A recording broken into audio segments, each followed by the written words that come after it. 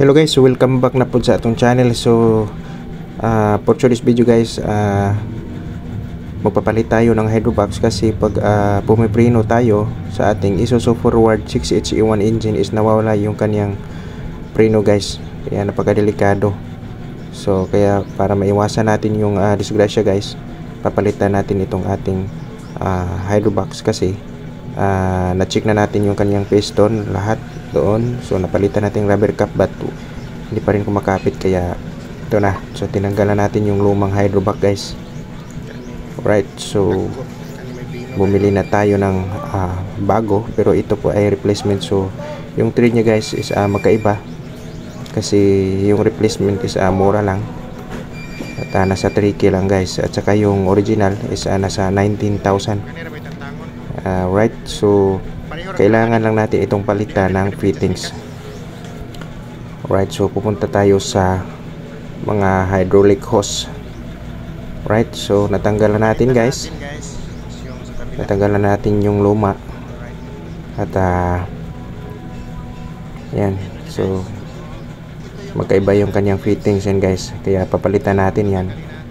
Kailangan kasi natin yung thread na medyo pino.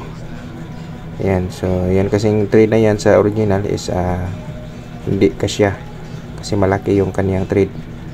Alright, yan, so tatanggalin natin at dadalhin natin ito guys.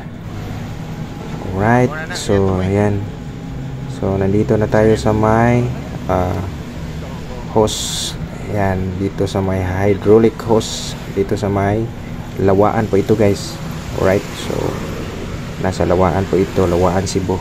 Alright, so yan na guys, at yan, so mga ilang minuto, so nagawa na nila ng copper tube. So nasa halagang 550 po yan. So shout out kay Kuya Gilbert, siya po yung gumagawa ng ating copper tube. Alright, so yan, ilalagay na natin guys,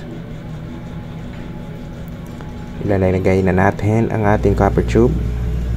Yan, so kunting ano lang guys, yan, kunting duso-duso, so matatapos na yan.